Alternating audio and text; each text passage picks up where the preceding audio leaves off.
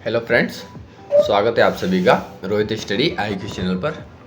तो पिछली क्लास में अपन पढ़ रहे थे राजस्थान के जनजातीय आंदोलन और अपन ने उसमें जो कि है एक ही आंदोलन तक पढ़ लिया था। आज की क्लास में अपन पढ़ेंगे पालछी गाँव का जो हत्याकांड है जो कि सिरोही रियासत से संबंधित था, उसके बारे में पढ़ेंगे। क्या पढ़ेंगे अब? पालछी गाँव का हत्याकांड। ठीक है, चलो शुरुआत करते हैं। अब अपने अदूरदर्शिता के कारण यानी कि आगे की समझ ना रखने के कारण सिरोही रियासत आदिवासियों की उचित मांगें मानकर संपूर्ण या सम्मानपूर्ण समझौता करने के बजाय केवल आतंक एवं दमन पर उतारू हुई। इसका मतलब यह है कि जो सिरोही रियासत थी, जो वहाँ की जो राजा थे या जो शासक था ना, वो अपनी अदूरदर्शिता यानी कि आगे की सोच न रखकर उसने क्या क्या जो आदिवासियों की जो मांगी थी ना, उनको सम्मानपूर्ण ना मानकर, ठीक है, उनको माना तो नहीं लेकिन वो क्या कर रहा था, दमन पर उतारू हो गया था। यानी कि उनका दमन करने के लिए उतारू हो गया था, जबकि मांगे मान लेनी चाहिए थी इसको। ठीक है, एक का एक 5-6 मई 1922 को, ठीक है, ये ध्यान रखेंगे आप। 5-6 मई 1922 को राजपूताना के AGG के सचिव मेजर प्रिचर्ड के नेतृत्व में, ठीक है, ये बहुत बड़ी घटना है, ध्यान रखेंगे इसको, के नेतृत्व में रियासत की सैनिक टुकड़ी ने सिरोही राज्य में रोहिड़ा तहसील के जो बालोलिया वो भूला गांवों को घेर लिया था। ठीक है, किसके नेतृत्व में? जो इसका सचिव था ना AGG का, मेजर प्रिचर्ड, उसके नेतृत्व में है ना। 5-6 मई 1922 को गोलियां चलाई और दोनों गांवों में आग लगा दी। गांव जलकर भस्म हो गए और अनेक आदिवासी वो पशु जलकर मर गए। जो अग्निकांड हुआ ना, इसमें जान माल की बहुत भारी हानि हुई थी। इस हत्याकांड व अग्निकांड में आदिवासी भील हो गए, घर बार अनाज पशु तथा घास आदि जलकर राख हो गए, सब मिट्टी में मिल गए, वे दर दर के भिखारी बन गए। ठीक है फ्रेंड्स, तो इसको क्या घटना हुई है कि जैसे ही जो आदिवासी की जो मांगे थी ना, वो सिरोही रियासत के शासक ने न मानकर, ठीक है, उनके ऊपर दमनकारी नीतियाँ चलाई, मतलब उनका दमन करना चाहा आदिवासियों का, जिनमें गरासी भी आ गए और भील भी आ गए।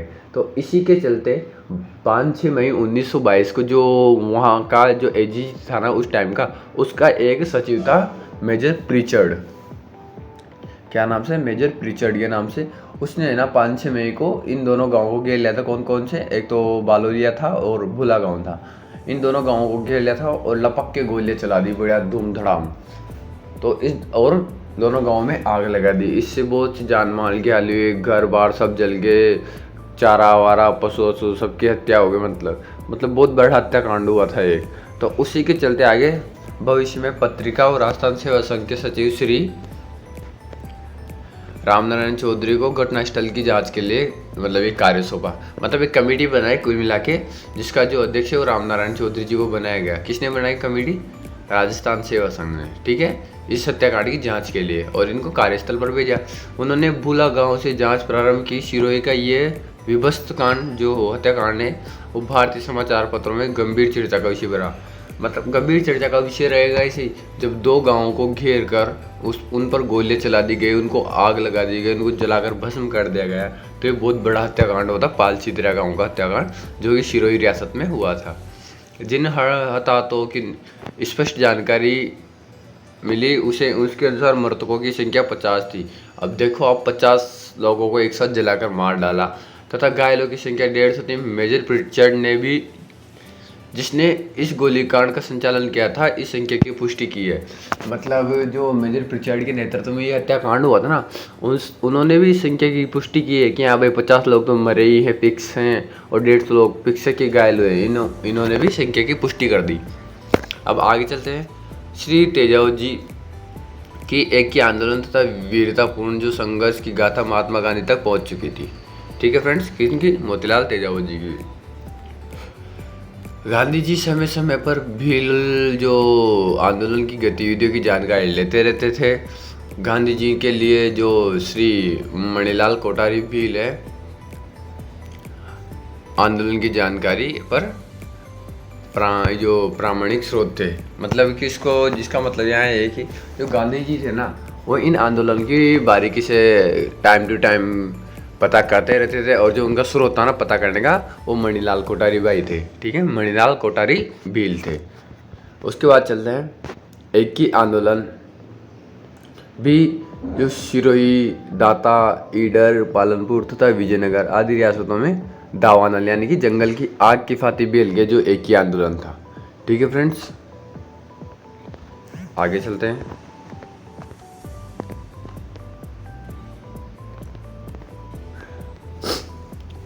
ये हो गया एक ही आंदोलन की, जो पाल छित्रिया गांव हत्याकांड हुआ ना, उसके बारे में, जो कि कहाँ पे हुआ था, सिरोही में। अब देखेंगे अपन नीमड़ा गांव का जो भील सम्मेलन या हत्याकांड है, वो देखेंगे अपन। ठीक है फ्रेंड्स, तो चलिए शुरू करते हैं।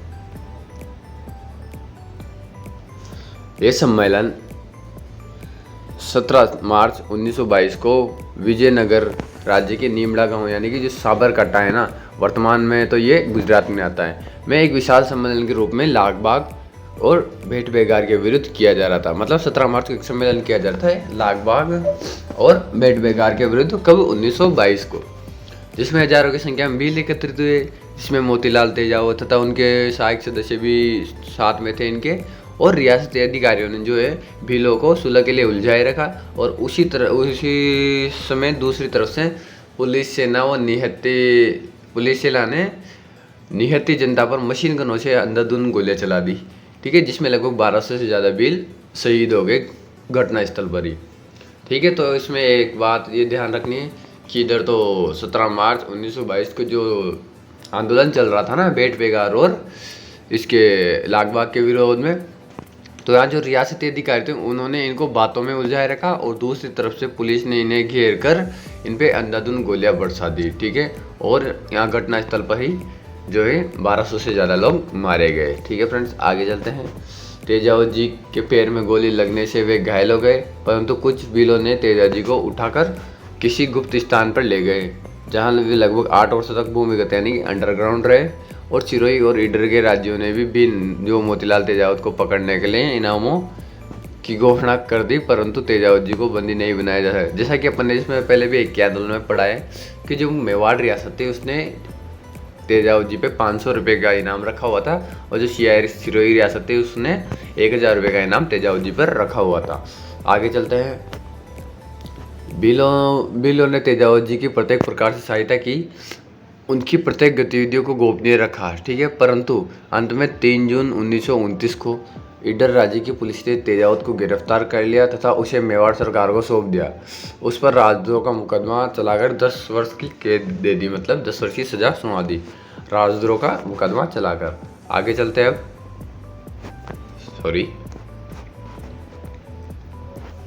अंत में महात्मा गांधी के सहयोगी मणिलाल कोठारी, इसको इस नाम को ध्यान रखें आप स्पेशली। ठीक है, स्टार लगा लें कि इन आंदोलन में जो महात्मा गांधी का सहयोगी था वो कौन था, मणिलाल कोठारी।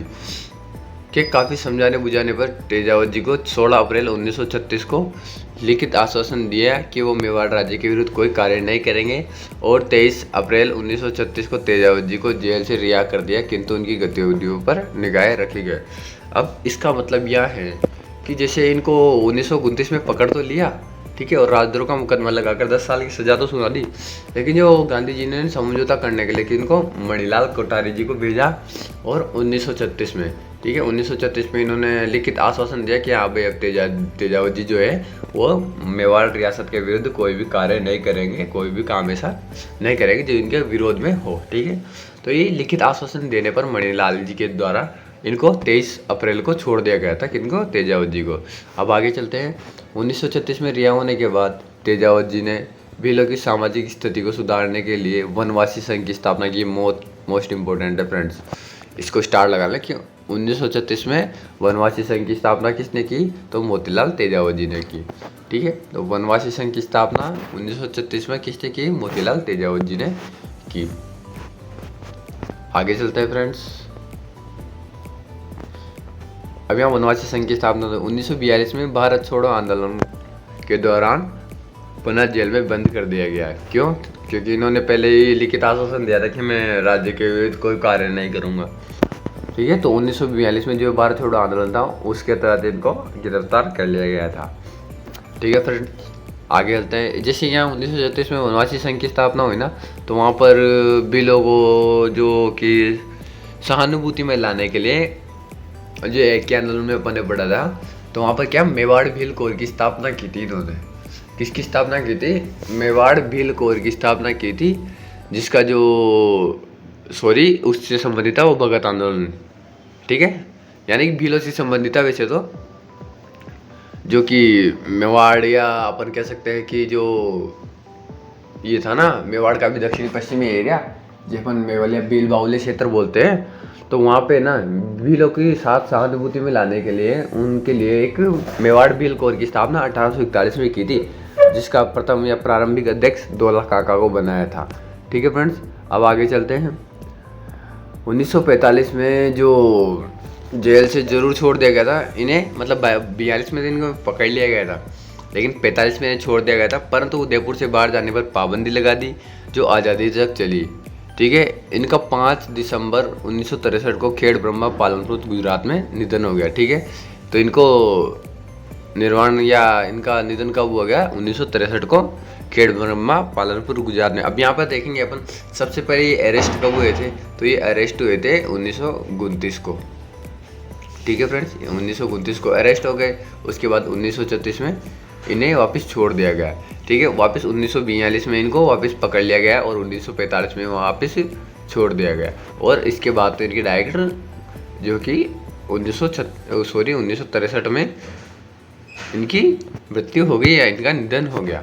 उसके बाद देखेंगे मारू ढोल आपात अवस्था में ढोल जोर जोर से बजाकर लोगों की जानकारी उपलब्ध कराना, ताकि समस्या का सामना करने के लिए अपने हथियारों सहित भी लोग एकत्रित हो सके।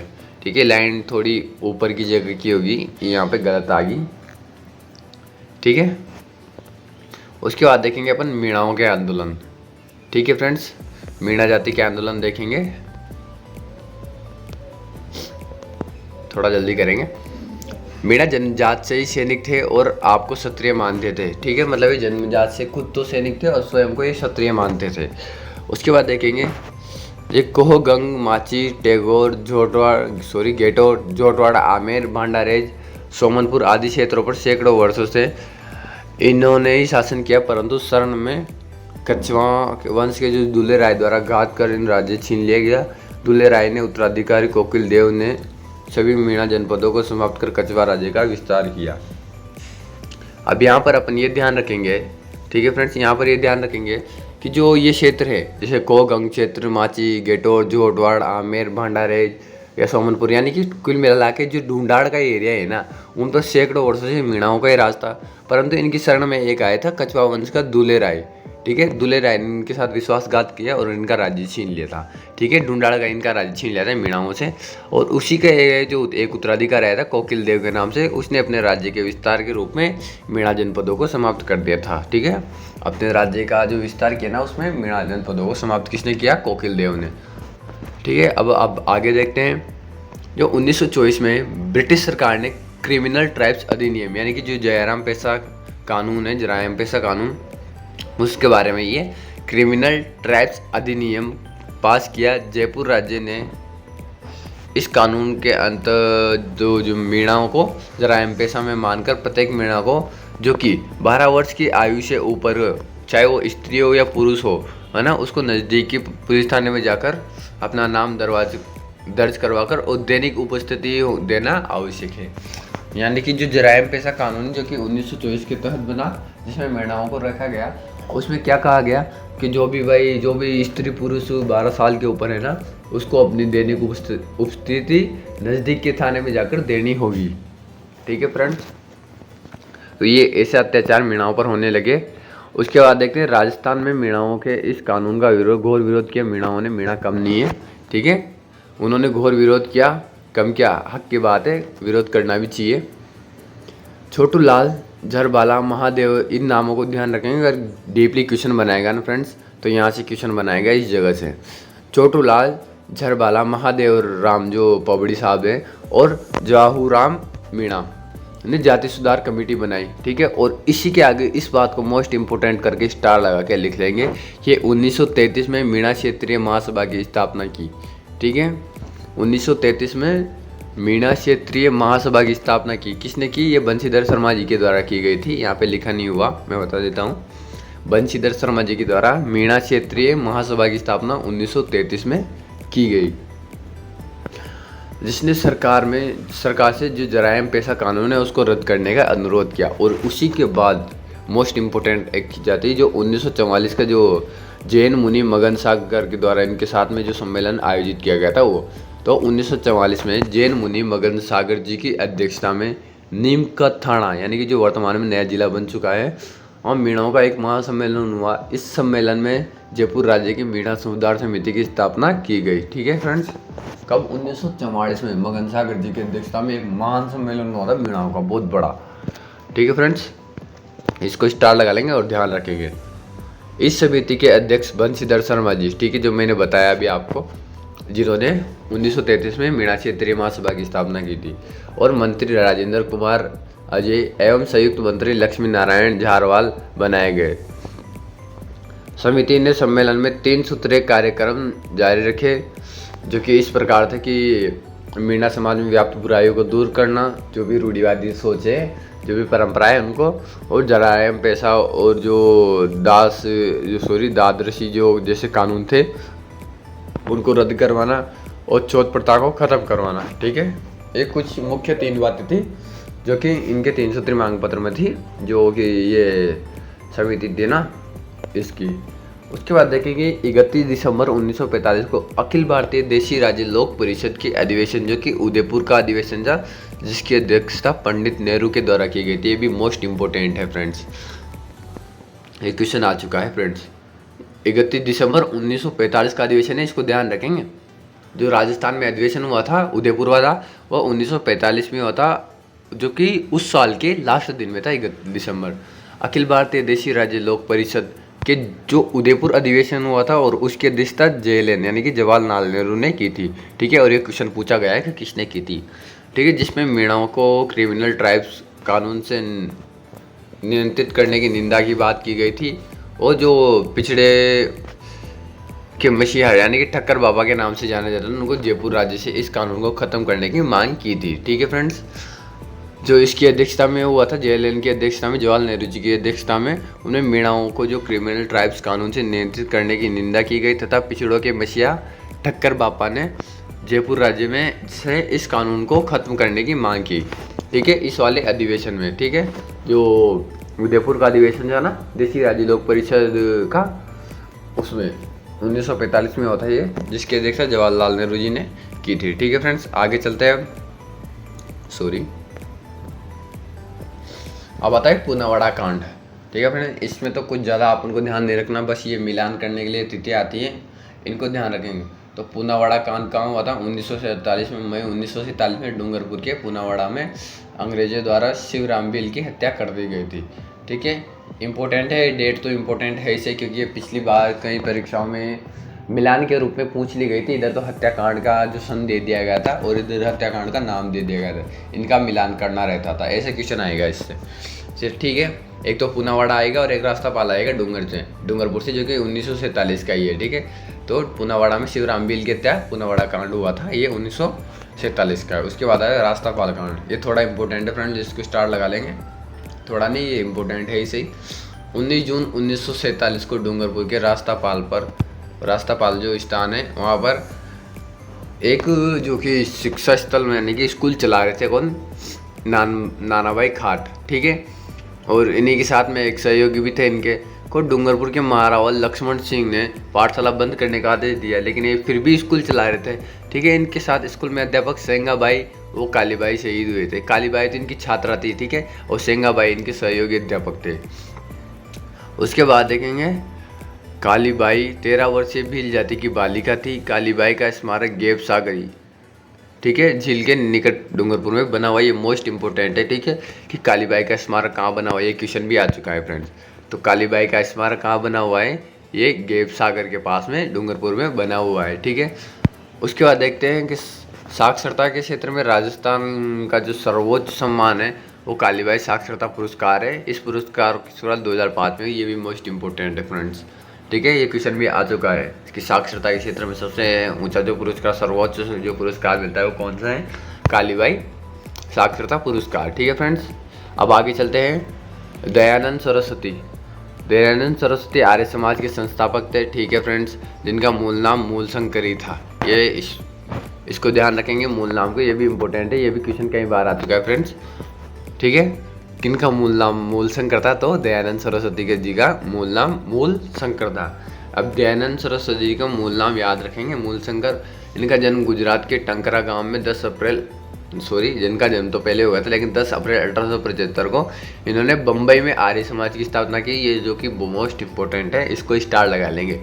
ठीक है, आर्य समाज की स्थापना तो कब हुई? 1875, 10 अप्रैल 1875 को आर्य समाज की स्थापना स्वामी दयानंद सरस्वती जी के द्वारा कहाँ पे? बम्बई में कर दी गई थी। दयानंद सरस्वती जी ने शुद्धि आंदोलन चलाया। ठीक है फ्रेंड्स, दयानंद सरस्वती जी ने शुद्धि आंदोलन चलाया।